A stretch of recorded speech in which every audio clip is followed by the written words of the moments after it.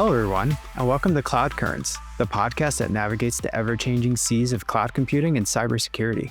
I'm your host, Matt Pacheco from TierPoint, and I help businesses understand cloud trends to better make decisions about their IT strategy. Today, we're joined by Yabing Wang, Vice President of Security and IT Services at JustWorks, where she serves as both a CISO and CIO. Yabing brings a fascinating perspective to cybersecurity leadership, having both started her career in an unexpected place, which we'll go into, and transitioning into software development, ending up where she is now, leading a team of IT teams. Throughout her career, she's had many security leadership roles at major businesses, and she's also seen a lot of the most pressing challenges facing businesses today in her current role, such as how to secure organizations when enabling IT adoptions, things like how to manage AI tool sprawl and managing this kind of brand new world of AI as it comes to protecting your business and making your business way more efficient, especially your IT departments. So in this episode, we'll dive into all of that, the convergence of IT and security under unified leadership, how to make security in an organization help drive more innovation and growth. So Yabing, welcome to Cloud Currents. I can't wait to speak to you about all this great stuff we have planned. Thank you, Matt, for the introduction and having me on the call. Excellent. So I'm going to ask you first about your career journey. It's very interesting. We talked about it a little when we first met, but I really want you to explain to audiences where you started and how you got to where you are now. Yeah, I started far from cyber and far from technology. I had my undergraduate and first graduate major in philosophy. And then I started to move to technology that got my master's degree in computer science from University of Illinois at Urbana-Champaign. And that definitely, changed. And after I got that degree, I started as a developer as well, so not in cyber. In 5 years, I was with the first internet company called Netscape Communications. I know majority of young people don't remember the name, but that is the first browser. But not only they had a browser, they also had a lot of server-side capabilities. And imagine late 1990s, it was the first wave of e-commerce. It was .com world.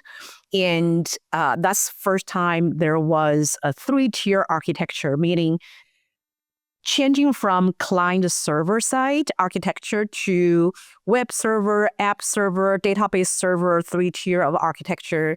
And Netscape provided a lot of servers like web servers, portal servers, app servers, e-commerce servers. And I was with their professional services, focusing on two things, focusing on deploy those software and also writing the code to enable a client to leverage those e-commerce product.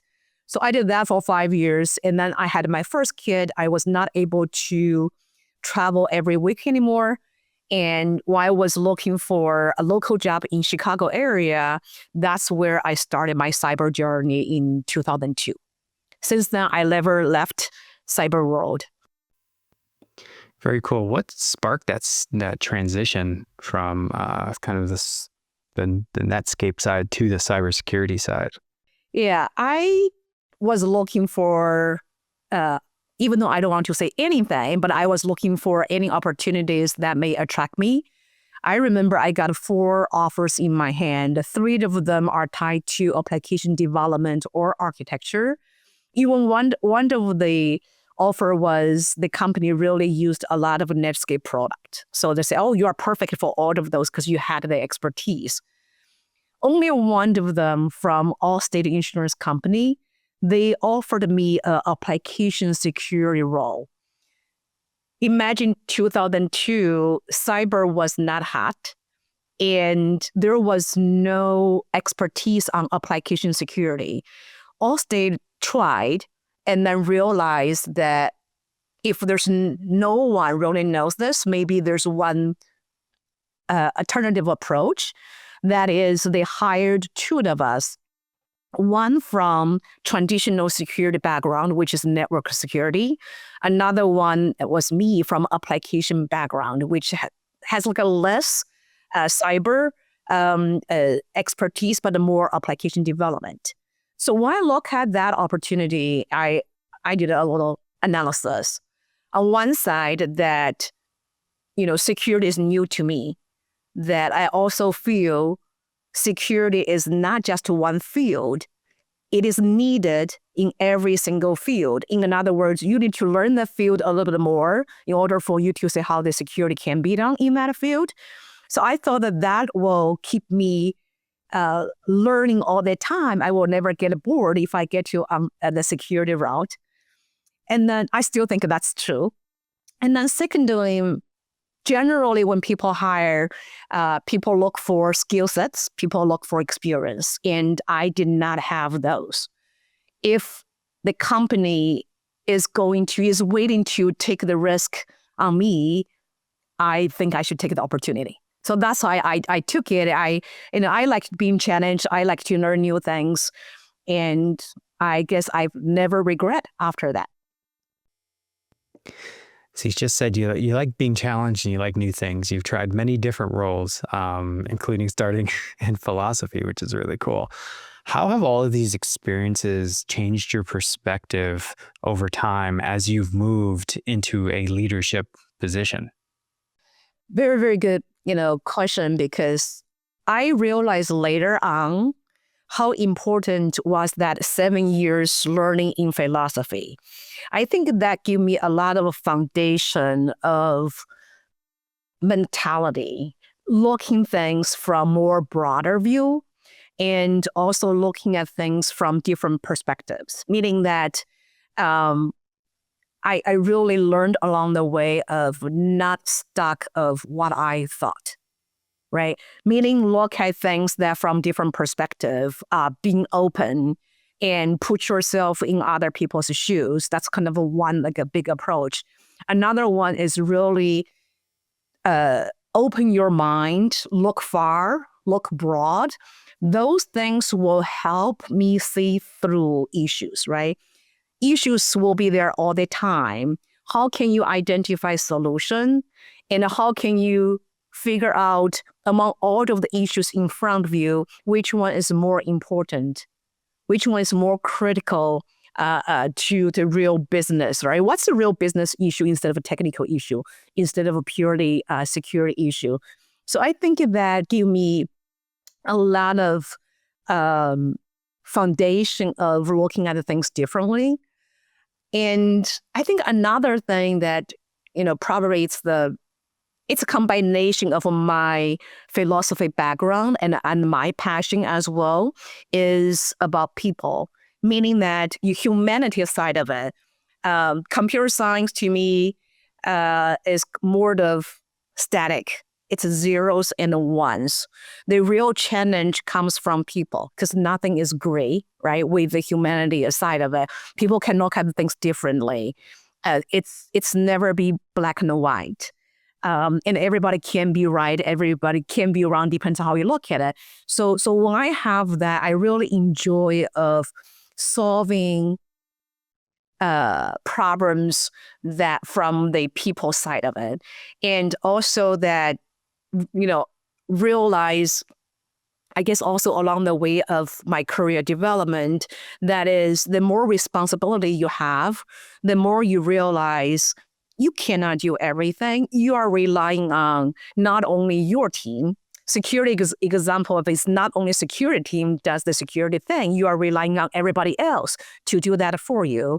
So the more you realize that, the more that you know how to approach things. So I think that helps a lot. Yeah, that's a really interesting perspective, and it's helped you do the things you're doing today. So let's talk about some of the things that are happening today.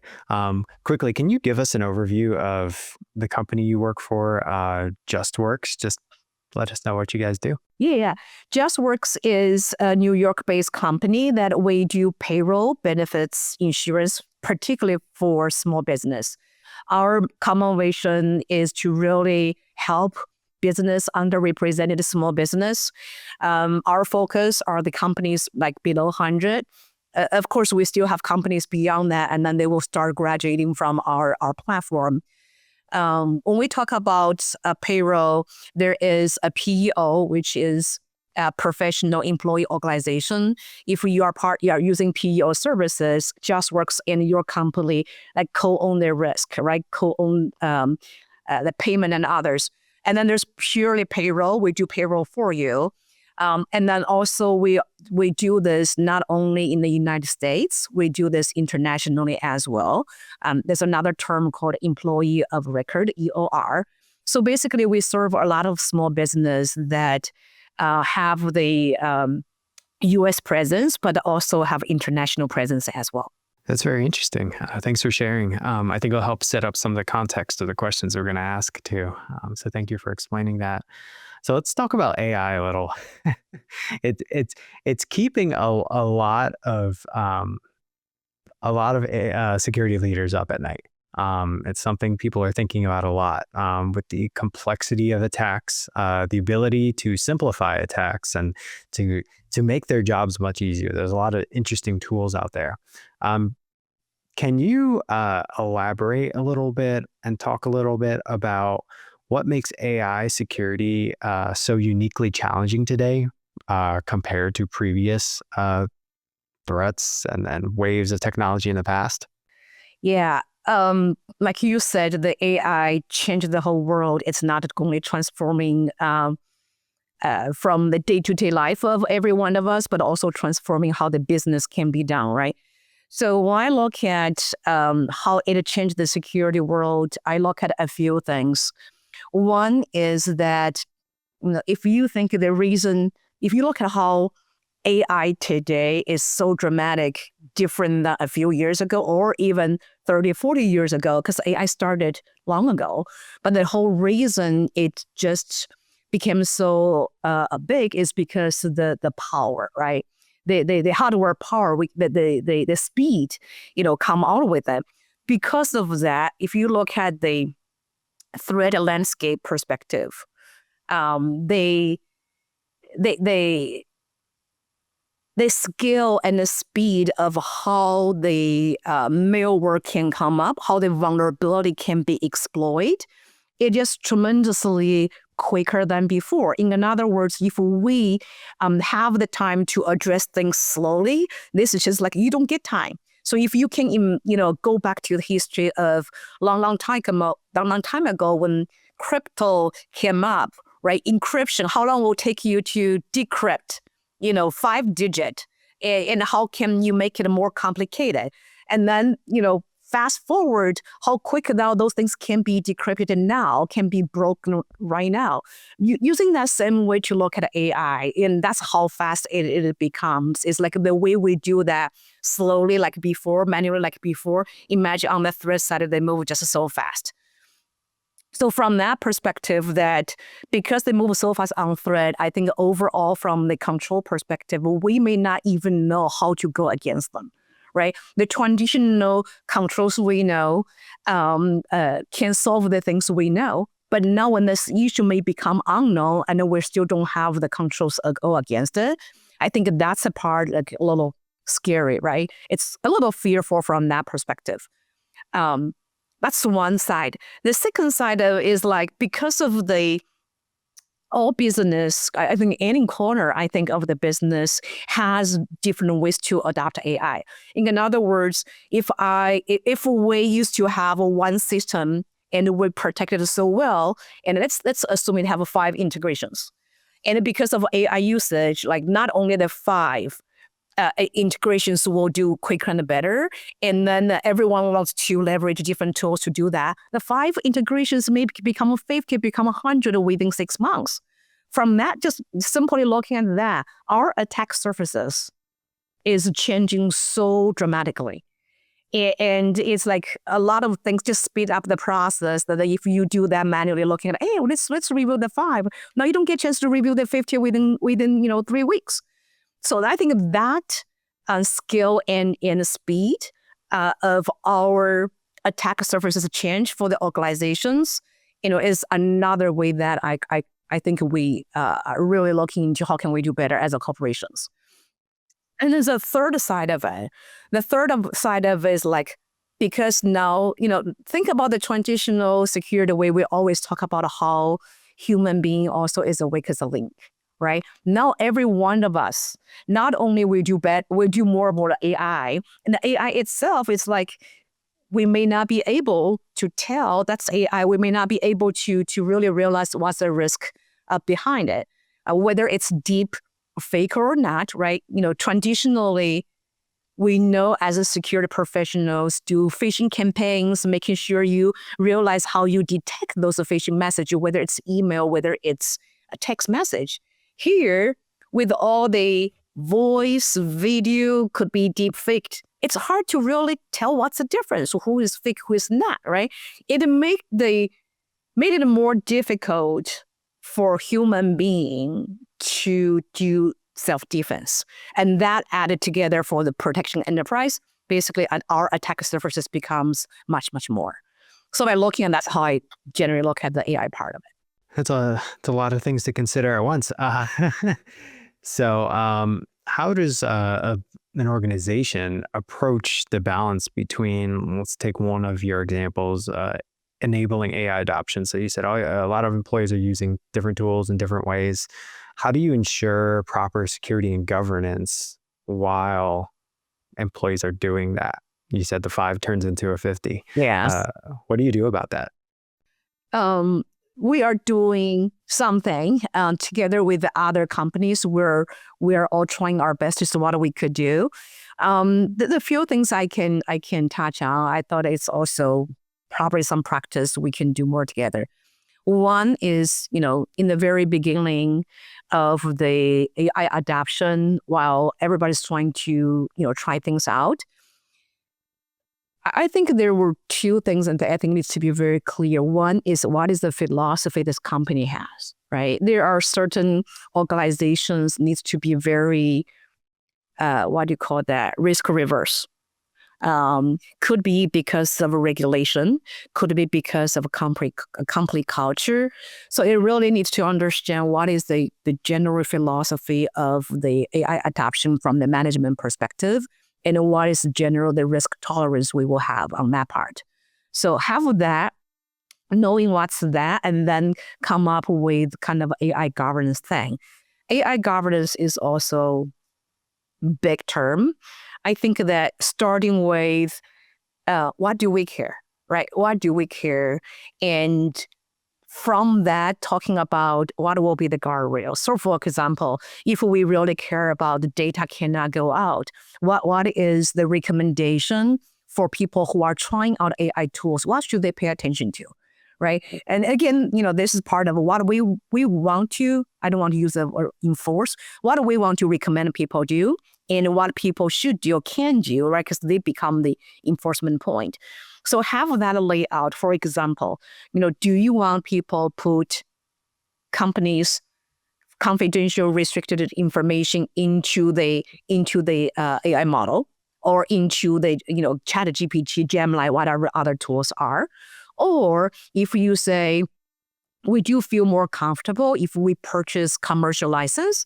For example, if we say let's buy from OpenAI of the ChatGPT commercial license. And if you do that, maybe we will allow you to do more from the data sharing perspective, because they are kind of like your tenant, but don't do this for free version of ChatGPT or Cloud or others.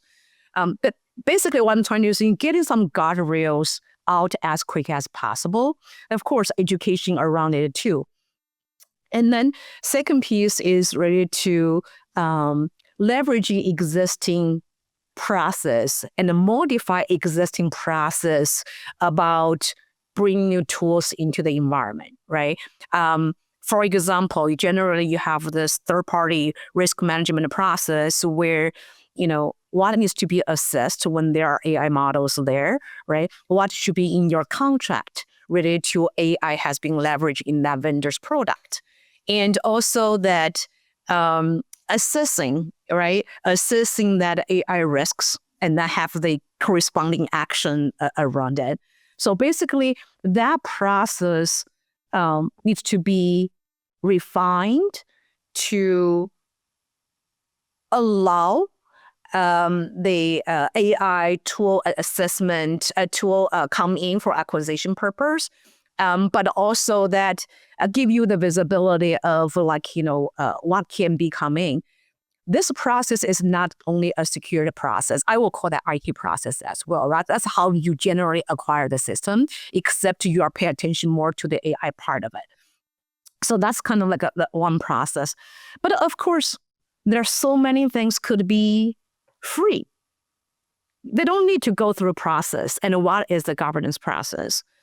Our approach on that part is that we're putting some visibility tool, security visibility tool, or AI visibility tool. Basically that while we're not blocking everything, that's not generally our philosophy, but we are able to gain the visibility of what kind of AI tools have been tried and used in our environment, who are using them, generally what's the purpose they use them. When we have the visibility, that's where we can look for where are the risky part of the tool or access, what control we want to add that, right? Because you can apply more access-related controls. You can also apply more data loss prevention controls.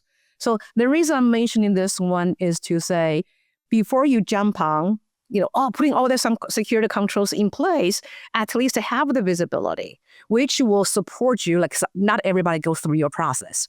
Support you from that end, have a holistic view of what's in my environment and how can we do better as the next steps from that perspective.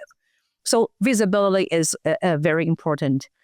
And then there's one more thing I think that I also want to add is, and there's one general use case of using ChatGPT, Perplexity, or whatever those tools as a normal productivity tool, workflow improvement, but also a lot of things are happening around agentic AI creation, a leverage of MCP in your cloud environment. On that note, I think it's also a key for the company to look into what is the right architecture, security or not security, right architecture, such that, right, you want to encourage people coming into this way, whether it's register, into your repository, whether it's proxy going through, all the agentic AI going through that, have a preferred architecture on our end, implement architecture, and merged with the visibility, merged with the monitoring. I think that's what we generally are doing right now. So doing a lot. All these AI tools bring cost to an organization.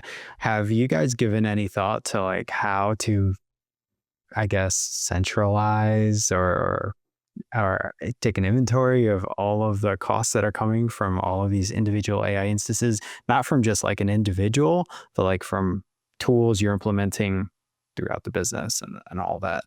Very curious about that one because costs could balloon and get out of control pretty quickly with AI. Absolutely. Let me start with, I think we're still in this journey. I don't think we fully solved this one. But I want to talk about how we were trying to do. One is going back to the governance. We built two, kind of like a console. The first console is really about the enablement console, which is like IT, security, HR team, and also our core AI team. We're trying to figure out ways to educate everyone. What tools do we have? What do we want people to use? In other words, we introduce tool A. If you don't know, you are looking for tool B, right? So it's more of like, let's make sure we teach people everything we have here. Again, that's a direction where I'm not saying we have everything in play, but that's how we want to do, using the enablement console of how we want to enable training. Not only train how you use prompt better, but also train here our tools can do A, B, C, D order in our environment. We also have another AI governance console that also, it's more of security, IT, engineering data. And this council not only look at general tools too, but also about in our development, right? So back to the point of like what things we can develop. That way, that thing is it's a little more easier under our control because we know what we're building. So because we have a core engineer leaders, infrastructure leaders, and together and data leaders, so we know how to plan that better. So we know what's agentic AI is in play, or actually we're also looking at, and how the MCP will come to play. So this organization plays more governance role about putting architecture in place, apply that, and then everybody come to this. Where again, security is also implementing visibility tool together. So again, it's also in the early journey, but unless you put the right people together, the shadow IT and the things will grow. One more thing to add here is that, take an example of productivity tools. Every tool, doesn't matter what does this tool provide from a capability perspective, they can provide more AI features. And whether it's marketing leads generation tool or workflow improvement or Slack or Jira or Zoom, everybody will do certain things. And of course, there is overlap, right? If you look at the productivity. So that's something I don't think we solve 100%. There are two parts to it, I would say. One is whenever those tools needs more like investment, because certain tools, you need to add this $30 per month per person. If that's the case, we really look harder to disable, right? To not approve for this role if we already have existing one. But when you have all the things come with it, you don't have to pay anything, but it's just in part of the tool. And that's where, from our IT perspective, we're really looking at what will be the one we want to promote people to do more. Yes, the XYZ tool may have it, come with it, but we don't encourage people to always do that. And we have not done, hey, if you can only do ABC, block XYZ. So we're still in the middle of trying to figure out, do we need to block those or still allow people to do that? Back to the point, the more we educate people what's the main thing we recommend to do, and as people see the value to that, the more they will do that better. Yeah, and it made me think of something from another episode that we've talked about in the past, was that sometimes these tools, you adopt it, you're saying it has a certain cost. So like, you got $30 here, or it's free with this tool. As AI companies, as this kind of golden era of not making a profit on some of the AI tools, some of these AI companies might turn around in the next few years and need to make a profit or show profit. And that might be increases to the charges of the tools you're using. As an IT organization, how do you prepare for something like that too, where it's like, I have X amount of licenses for all these tools? You said marketing leads or marketing tools. I use that example because we use that at TierPoint, where it's like, this is free, but all of a sudden now it's an extra charge. How do you as an organization account for that and prepare for that and make sure you have the right tools in the first place? It is a tough one. I think it can go to two path from vendor perspective, and correct me right or wrong.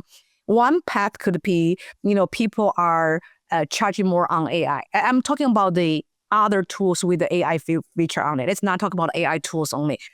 From that, if somebody is charging more, like for example, if Google says, hey, you need to pour extra thing for Gemini, because you're if a Google shop, or Microsoft pay more for a Copilot. One path actually I'm thinking is that because every company is going to have an AI feature enabled. If you keep charging and the other company are not charging, you may actually lose the business because AI becomes one of the things you have to do, right? If you cannot compete with others, you may lose your business. So from that perspective, I don't know if 5 years later everybody's charging AI or everybody's free for AI. So, right? So that's the one. It's hard to say. vice versa, you are saying if it's a free will that get a charge in the future. I don't know but from my vendor, for example, if you are security incident event management tool, I'm expecting you will apply AI in your capability and free. Because if you are charging more, most likely we can look for another one. Because the whole point of the whole saying tool is about detecting quicker, right? Responding quicker, investigating quicker, and AI helps on that piece. If you cannot do that, someone else can do it. So there are certain times that we will push more on the vendor side to make sure you play AI to gain efficiency and effectiveness. So I don't have to look for an AI tool for that piece. Of course, like for AI tools, I think right now, if it's a specific AI tools for certain things, I'd rather to use the one, what do you call the enterprise/commercial, because I think security matters. I don't want to use a free version, and all the data goes out, right? From that perspective, we'd rather to really evaluate you formally. If you need to charge, extra, let's look at it, do that part. As far as how we can really manage that AI cost, I think it's a hard one. Definitely. It's definitely something I think over the next few years we might all struggle with as we try to figure it out. And that seems to be the theme. Everyone's trying to figure all this out.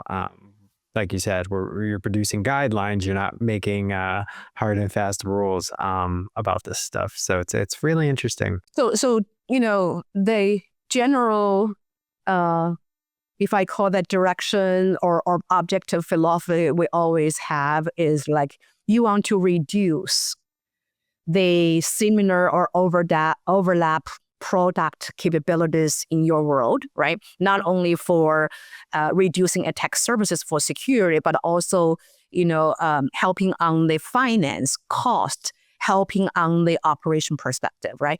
So if you look at how IT in general evolve into solve the system management, IT service management world, we try to get there. And then the AI came in, we all want to try things out because you want to fail fast. You cannot just let it 3 things in, right? Because, you want different people to try that. That's where we try to play as well. We have, really dedicated small team trying a lot of AI things out, but we also allow certain other people try things out as well. We're still trying to see where the governance can play, the security can play. In other words, where is the true mothership rules in the practice? Where are the innovation, right? And then the fail fast part. Where do we move that line? I love it. So we briefly talked about AI vendors. I'm curious about the other vendors that you have. So not only are you trying out all these AI tools and dealing with vulnerabilities, but your vendors and your technology partners might also be doing those things. How do you ensure security of your important data and your systems when working with your vendors as well? Because that can be a potential attack service as well. It is. So back to the statement, I think the attack surfaces are much bigger, more than before. And I think the risk of each vendor, including us, we are the vendor to others as well, that the potential of exploitment because of AI, it's also more than before.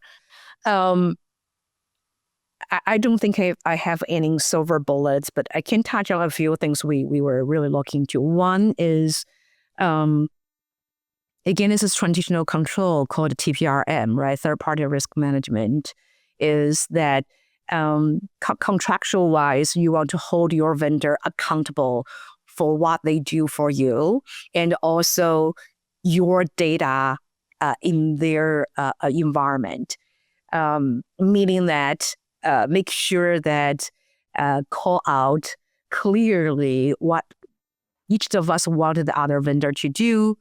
From that perspective, like if you don't have any, I hate to say that, AI addendum part of like things in the contract, do that. Make sure you do that part. The second piece is that something we can do.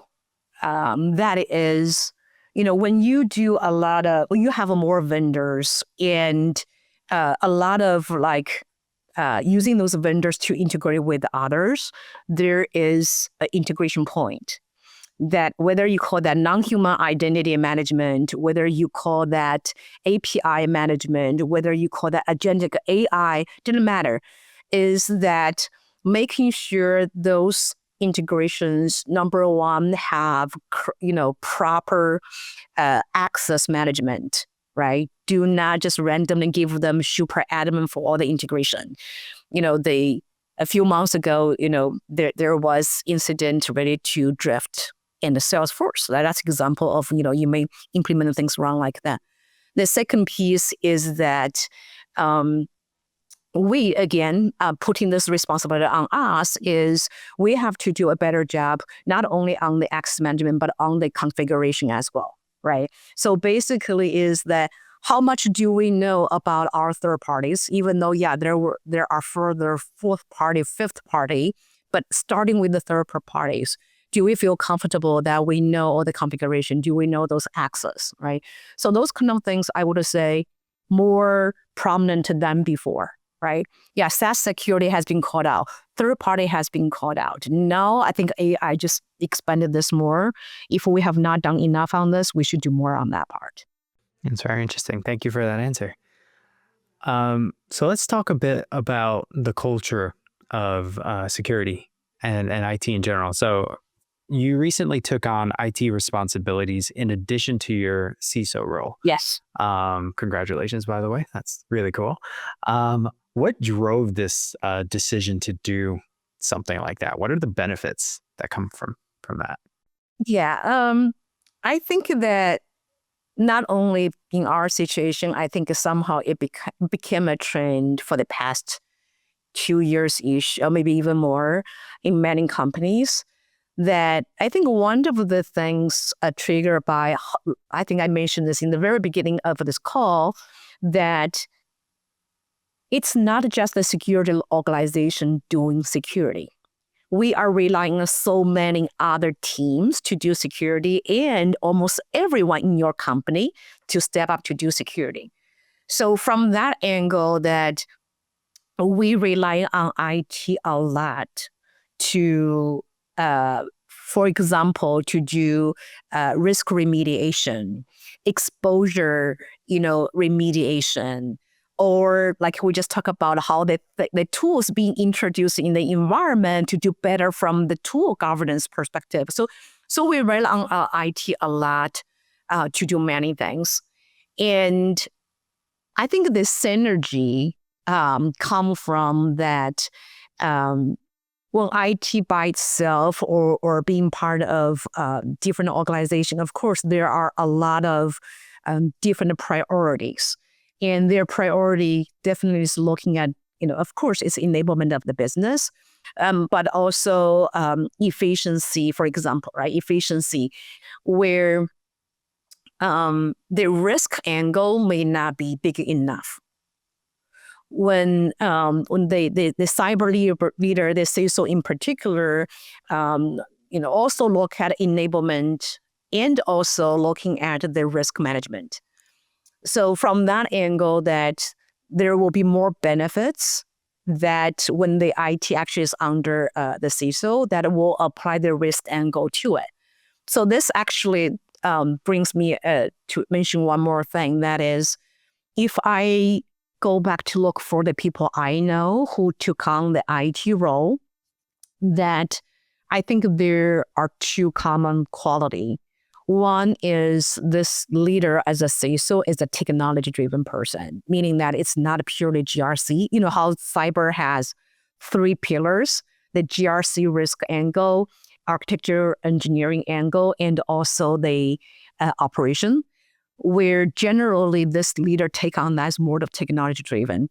The second piece is like the philosophy of the CISO leader got to be a technology enablement. You cannot take the IT group and make them say no to everyone, right? You need the IT group at the end to support the business. So I see those leaders who take another role actually have that good philosophy. Therefore, when they move the IT role to you, they don't feel like, oh my God, you are going to shut down everything, right? You are going to take a more of a risk reverse approach. That's how kind of like evolve into this. Yeah, I was going to ask, what kind of challenges does an organization that's combined the two create? And you kind of just talked about it. Kind of, are you going to be an obstacle rather than a partner? Like, how do you build trust with your business units or your departments within your organization to kind of make sure they see that you're trying to add value and not be in the way? Yeah, definitely. I think that's a big part of like my belief is, like I mentioned, what JustWorks is a payroll benefits insurance company. We're not a security company. We can do security very well, but if we cannot do payroll, why do we exist, right? So if CISO's leaders realize that piece, I think that's very key to say, what can we do to enable the business, right? What can we do to be a partner? And what can we do from articulating risk and also educating others to understand that why we need to pick a win-win situation, right? It may not be perfect on your end, it may not be perfect on our end, but our overall goal is this common goal of serving small business. Let's figure out a middle ground. That's cool. It sounds like you have a culture of confidence, I guess, in your security operation to kind of build it into IT. It's kind of cool to hear that. Yeah, that's a good call out to say when I transition into this role, right? I think there were two fundamental things. Our SVP of engineering was saying that too. That is, we feel comfortable. You are not going to say no, right? Basically, we create our credibility. How security is trying to help others be part of others. Therefore, that inform them and feel comfortable says, yeah, putting the IT under you that will continue the same path, not going to be very much, roadblock. But, they also realize, right, we are the organization, if we don't even play the risk organization, just purely let it go, right, that's bad. But they know we are going to look at from that angle. It's really cool.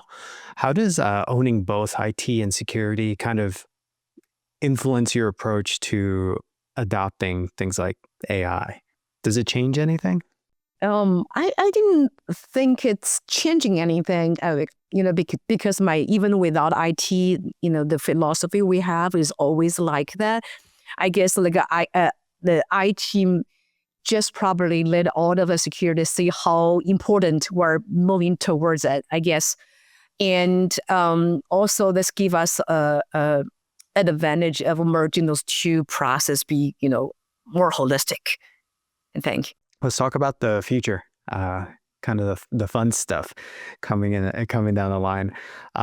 So the first one, beyond AI, or you could talk about AI if you want, but what emerging technologies or trends are you keeping an eye on that could impact security significantly in the next 5-10 years? I probably at this moment can only talk about AI. That's fine. I personally just don't know yet about quantum computing. What does it exactly mean to change the whole world? But when we talk about AI change, I know I talk about it was the underlying hardware, being able to the compute, right? The compute change the skill, change the impact. Maybe quantum computing could really, double, triple that, and then that will push, AI more and more. So. Yeah, it's definitely something to look out for. How do you see your role as an IT leader, security leader, evolving with the advancements of AI? Because the AI and Gen AI from 6 months ago or 12 months ago is not the same as what it is today. It's advancing at a rapid pace. How do you see your role evolving, considering the rapid pace of technology acceleration? I'm looking at maybe two parts, one short-term, one long-term thing. The short-term thing is like we've never before hired AI resources. Now both security and IT are hiring AI resources. And the part is really about, I'd love to have at least an expert in security and an expert in IT really spend more time on that. Whether you call them a researcher of everything security and IT related, but also help guide the team, right? Guide the team on AI security, guide the team on the AI usage for IT. So that's like a first change. We've never had those before. And then that I would say will let us feel more tighter to the business because then at the end we can see the speed, right, to make things happen. Long term, whether AI or not, long term that I'm playing a chief information security officer role, right, more towards internal, where I would say somewhere, I don't know when, but I think my role will probably evolve into a chief trust officer. Again, this is just like a thinking in general. I'm not talking about at JustWorks. I'm talking about overall in the CISO's world where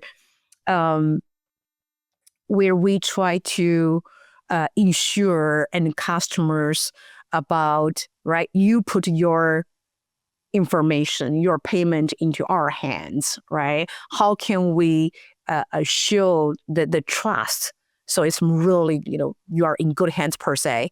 I think that's the evolvement that I'm saying there are probably few companies already do that, right? The CISO role start to evolve into the chief trust officer role. And AI will, I think, play a lot in that as well. Don't know when that may happen here or different places, but I see that trend too. So sort of playing into this, but not the leadership role, but for everybody else, what skills do you think will be most critical for the next generation of IT and security workers coming into the workforce? Like what do they need to know? What do you think is going to be really important? It's no longer about you can code or you can, ABCD. You can all get that answer from AI, right? I think that there are a few things I think it's very important. I chatted with my kids on that. That is the ability to learn things quick. Train yourself that you can learn things quick. Find the tools can help you on that part. So it doesn't matter how the technology evolves, right? Your ability carries all the time. And then the second one is more of be flexible mindset-wise. Be flexible, be adaptable. I think of that, whether it's a fail fast philosophy or your field no longer valid is being replaced by AI, but you are always waiting to learn something else, right? You have the ability to learn fast and you have a willingness to learn. I think those two things will help a lot. That's what I'm generally telling my kids. That's great advice for kids and beyond. So that's great, and that applies to probably professionals in the security space too right now, because things are changing in the IT space as in general, cloud, everything. The world is changing quickly, and it's good to be learning all the time. Yeah. As you've said throughout your talking about your career, always learning and challenging yourself. That was a common theme as you're telling me earlier. So yeah, and going back to 20-something years ago, I knew nothing about security, and I got in, right? And I knew nothing about AI when we started. Now we learn more. It's there as long as you are you desire to be challenged and didn't add too much fear, but more like passion and happiness, through learning, and then that helps. I love it. Well, Yabing, Thank you for taking the time for being on the episode with us today. We learned a lot. We got a lot of great, unique perspectives, and we really like talking to you. Thank you for having me, and hopefully my perspectives resonated with somewhat. I think so. I think it'll be much appreciated. So thank you for that. Thank you. And thank you for our listeners for listening into the episode. Stay tuned for more episodes. You can find the podcast wherever you get your podcasts, and we will see you soon. Thank you.